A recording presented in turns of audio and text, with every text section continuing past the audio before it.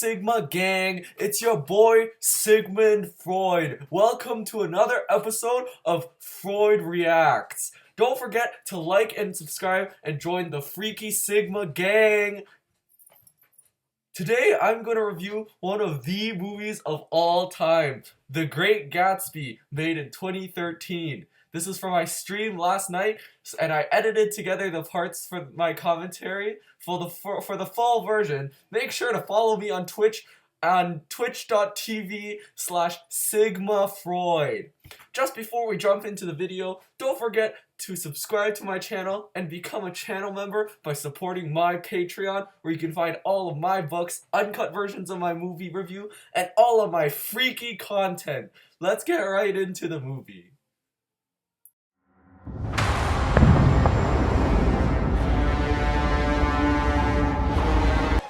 Oh, I know that song. Don't marry poor boys. My good friend Gershwin, Joel Misma from good friend George did that. I love Rhapsody in Blue.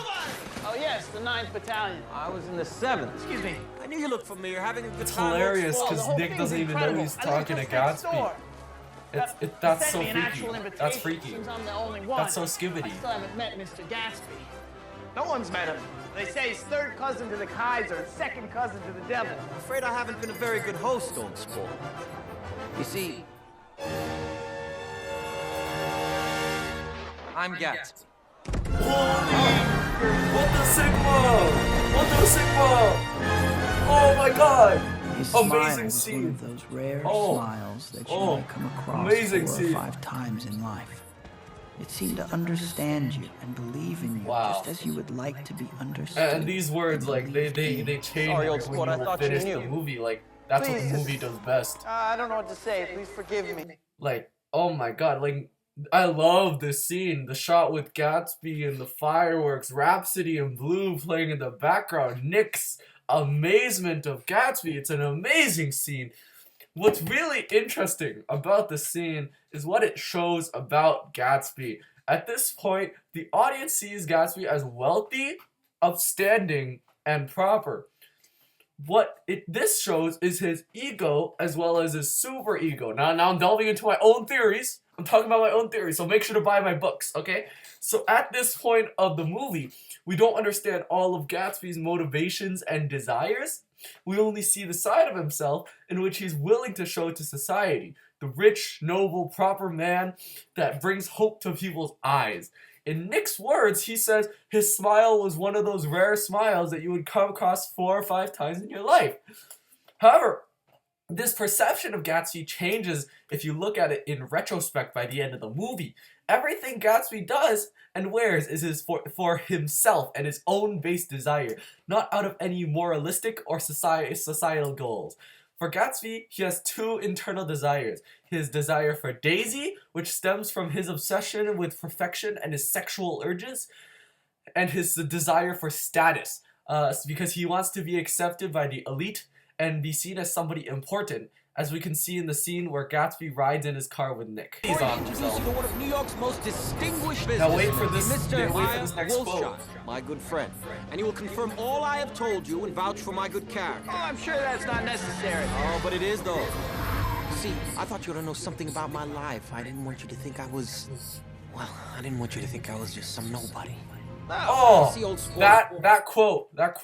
So what we see here is that the 2 desires blend together, right? His desire for desire for like Daisy and his desire for status, and that's the root of Gatsby's id, right? Sorry about the clock. That's an old clock. Lovely though, lovely clock. Yes. Lovely clock.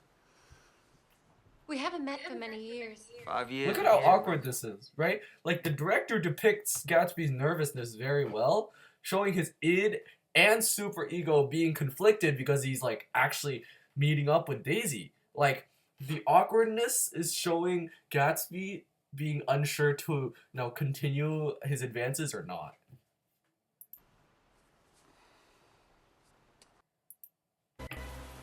And you see here, He's embarrassed. Yes, just as much as you Gatsby are. tries to leave because You're acting like a little boy. You're being rude. because he's Daisy, like and he's they're all alone, nervous. And well, I want to pause there. Okay, let's go back. Let's listen to what Nick says here. As you are. Hey, you're acting like a little boy. Look at that. Look at that right there. You're acting like a little boy. Now this is big stuff, right? This exchange between Nick and Gatsby shows Gatsby's defense mechanisms. Oh, buzzword, guys. You guys can learn about this from my course. He feels embarrassed and flustered by Daisy, and this is something very important to point out. Despite Gatsby's attempt at being an upstanding citizen who was born from wealth, what he truly is a narcissist. Gatsby cannot bear to see any part of his life as wrong or accept any flaws in his life, and what he sees as his biggest flaw is Daisy. From his perspective, losing Daisy was an unacceptable flaw in his life, which caused him trauma that he has never let go of. Because of this trauma, he becomes anxious when he first reunites with Daisy and attempts to leave. This is a sign of regression, right? It's because Nick points out how Gatsby is acting like a child, which shows how Gatsby's mind is using a regression as a defense mechanism, acting immature and walking out on Daisy as a way of coping, right? And this theme of Daisy being the one flaw in Gatsby's life in his own eyes, that's gonna keep coming up because it only gets bigger and bigger in the rest of the movie. For the rest of the movie. Start. You see, I didn't realize until the other night that I'd met Gatsby 5 years ago. What? What the Sigma? It was the This is like I'm just reenacting my initial reaction right now. Daisy was by far the most popular girl with the officers from Camp Taylor. Hello, Jordan. One of them was in the car with her. It was Gatsby. Okay, gang. Okay, chat. This is big stuff. This is big stuff. Okay, this scene shows Gatsby's super ego holding Gatsby back from acting on his impulses. How, might you ask? He himself is afraid to directly make a move directly on Daisy because she's a married woman. So he's like, no, I can't go near her for now. So he wants to first just invite Nick. He wants to get Nick to invite Daisy for tea. But even then, he's so afraid of the consequences that he doesn't want to ask Nick himself. So he gets Miss Baker to ask Nick. That's a level that's just another level down from I'm too afraid to do anything. So this here we see in the first half of the movie, we see Gatsby's super ego and ego relatively in charge, making sure he doesn't act on his impulses and desires, making sure he still abides by morals in society. However, once Gatsby meets up with Daisy and the ball starts rolling, the ball gets rolling, and Gatsby slowly reveals his true colors, and he brings the boom, you know what I mean? It goes full Skibbity Sigma. Okay, let's move on to the next scene. Okay, so Gatsby's taking Daisy to his house. Oh, Jay. He's trying to rizz up the grills. He's trying to get the huzz. I love it.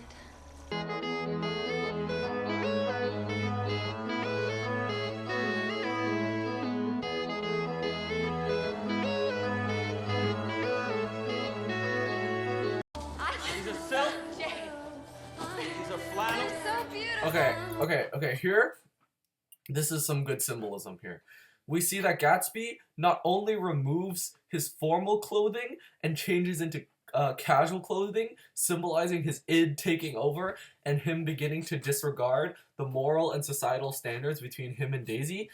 Even further past him just removing his formal clothing that he always wears, he is also taking literal sheets and clothes from his own house and throwing them onto Daisy, which shows metaphorically and symbolically how he's letting go of all of his inhibitions to get to Daisy. Now that's a freak, okay? He's freaky for that. He's freaky for that.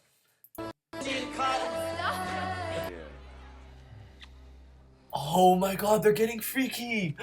They're getting freaky! Just run away.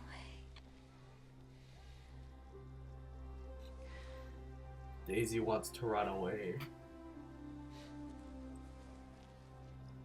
Run away. No. Daisy, darling, that wouldn't be respectable. You live around here. Yo, look at that! Look at that! Holy, that scene is crazy. There's two things I want to talk about. First, Here's a brilliant use of symbolism in this movie. The darkness of the night and the forest, both symbolizing Gatsby's id in control, impulsively making out with Daisy while Daisy's own husband is at the same party. The shot in the middle of the night, in the forest outside of the mansion, wearing black and fulfilling Gatsby's sexual urges, all symbolize how Gatsby has been controlled by his id and his desire for Daisy, all in a single scene. And secondly, we see this part also show partly his super ego. Gatsby just tells him to run away, and they could have just run away. Again, Gatsby has an obsession with Daisy, but not just Daisy. He has an obsession with fixing the flaw in his life, which is losing Daisy. So later on we see how this connects to him repeating the past, but for now, he doesn't want to just run away because it wouldn't be respectable, right? It just seems like it's a super ego, and it's just like, it's just part of his like, oh, I need to be an upstanding citizen, so I can't just run away with some woman. I beg your pardon on sport, it's so sad because it's so hard to make her understand. Yo, what is this guy so saying? Hard to make her understand. I've gotten all these things for her. I've gotten all these things for her. Now she just wants to run away. She wants to leave that. Jay, you can't repeat the past. Oh. Can't repeat the past. No. Why, of course you can. Of course you can. Yo, what the Sigma? See, I'm gonna fix things just the way they were before. Everything's been so confused. This is brilliant. This is an amazing look into the mind of Gatsby and how he grapples with loss and trauma. I think this scene specifically shows a key part of Gatsby's mind, his obsession with the past, not just his obsession with Daisy. Gatsby's biggest loss in his mind was losing Daisy 5 years before the movie takes place, which remained in his mind and drove his desires. For Gatsby, losing Daisy became a traumatic experience. Now what makes this interesting is how this is a textbook example of repetition as a defense mechanism, right? This parallels my own experience with war veterans, right? Their mind would actually defy the pleasure principle, which I write about in my book, and constantly repeat and bring them back to their traumatic experiences. The patients would repeat the repressed trauma as an experience instead of remembering it as part of the past. For Gatsby, his mind constantly brings him back to the loss of Daisy, and he obsesses over repeating the past because of this. It makes even more sense if we take into account from this scene from earlier in the film. Let me find it. Over here? Alright.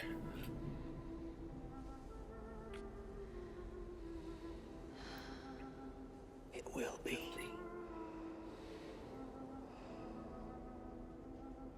If only it had been enough for Gatsby. If only it had been enough.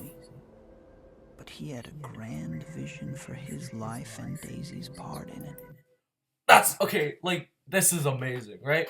Like Gatsby's isn't just obsessed with Daisy herself. He's obsessed with fixing his life that didn't have Daisy in it, right? Because of this obsession with repeating the past, this changes what the audience views as hope. Gatsby's version of hope is not moving forward, trying to reach a goal ahead of him, but all of his efforts are placed in trying to relive this past the way he deems ideal. Like that's freaky. That's crazy. That's crazy. Okay, before we move on, this video was brought to you by my new book, Beyond the Pleasure Principle. This book is my continuation of my search into the human psyche and lays out all of my thoughts and discoveries into the freaky mind of humans. Now, back to the video. Okay, I pause this here, chat, because this is my favorite scene of the entire movie. Like, it's in our blood. Feel nothing that you do, say or feel, or dream up. You gotta take that. A girl like this. Look at that. Look at this. Oh, what the Sigma. Holy. He's crashing out. Gatsby looked in that moment as if he had killed a man. Okay, this is my favorite scene of the entire movie. This is a result of all of Gatsby's repression and id. First and foremost, because he repressed his identity as James Gatz, the second his new identity of J. Gatsby is challenged, he completely lashes out. Gatsby cannot accept the fact that he isn't a part of the same status as Tom, and he reverts into an animalistic state as his id takes control of his mind. Gatsby's ego is no longer able to stop him from lashing out at Tom and maintaining his reputation. Let's keep watching. Oh, that's a villain laugh right there.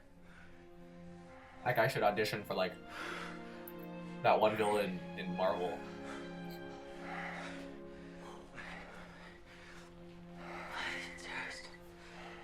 My sincerest apology. Oh, this is his super ego trying to take back into control because he doesn't want his reputation to be hindered by this action. That's right, Mr. Gatsby. Brilliant writing. Brilliant writing. Show us some of those fine Oxford manners. Daisy, darling. None of this has any consequence. Daisy. Daisy, talk to me, darling. I just lost my temper, that's all.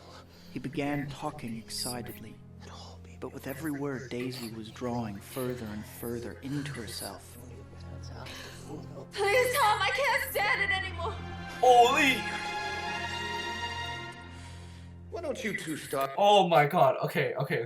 This is the point where Gatsby loses Daisy, and the setup for it is amazing.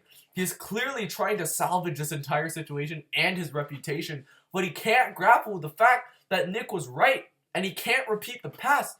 If he just wanted Daisy, he would have run away with her when he had the chance, but he continues digging himself this grave by trying to fix his life and relive the past. We see definitively how Gatsby shows neurosis here.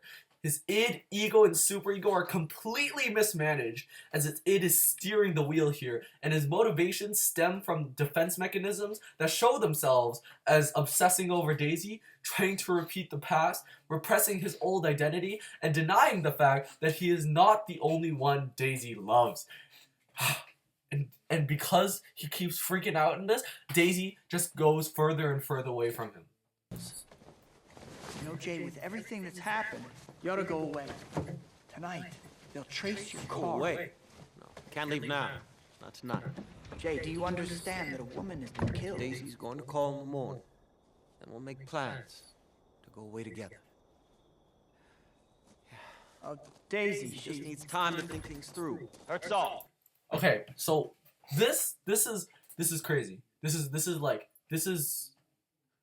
shows Gatsby's denial and obsession with Daisy so well, right? Nick tells Gatsby to run away, which is a logical thing to do, but we see here the extent of Gatsby's actual obsession with Daisy.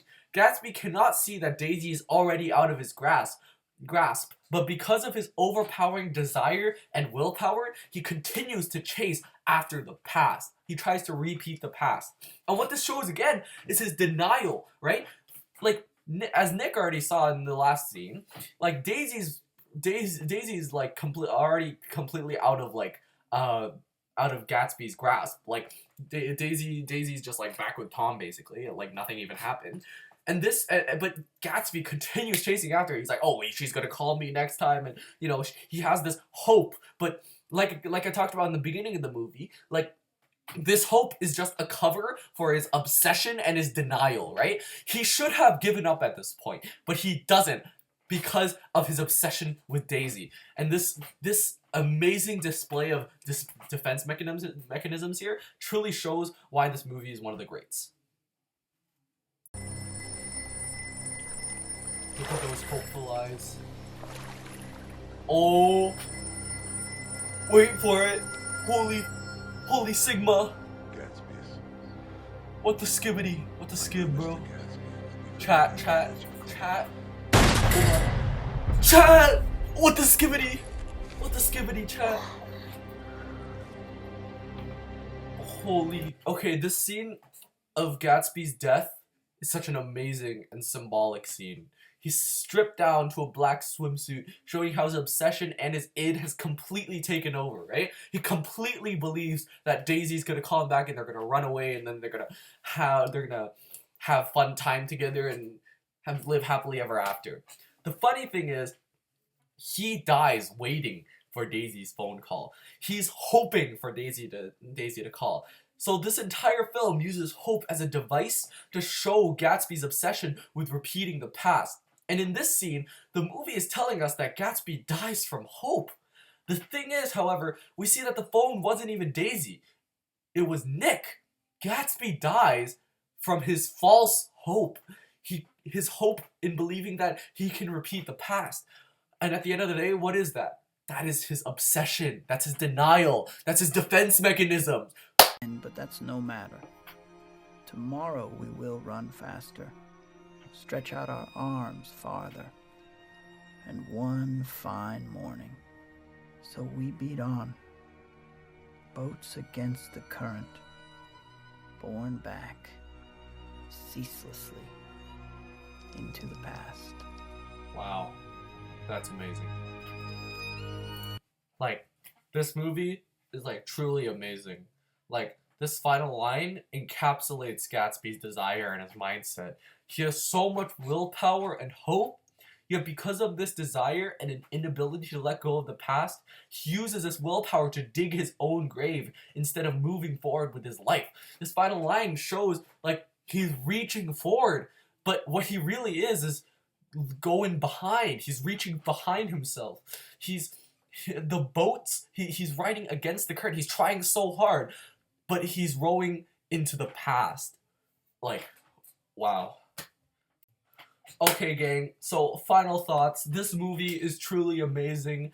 The character of Jay Gatsby and his development is a slow reveal of the character he truly is and his true desires. In reality, Gatsby's unconscious self stays the same throughout the entirety of the movie, but the audience just sees more and more of his base desire as the film progresses. And the symbolism used to tell the story of Jay Gatsby is truly amazing, using every part of the movie to tell his story. Overall, I would rate this movie an Oedipus complex out of 10. Woo! Don't forget to like and subscribe. Don't forget to subscribe to my Patreon, Twitch, Twitter, Instagram. Become a channel member to get full access to my movie reviews. Buy all of my books. You can buy them on Amazon, Barnes & Noble. You can buy them anywhere they're shelved in Walmarts. Go buy my book!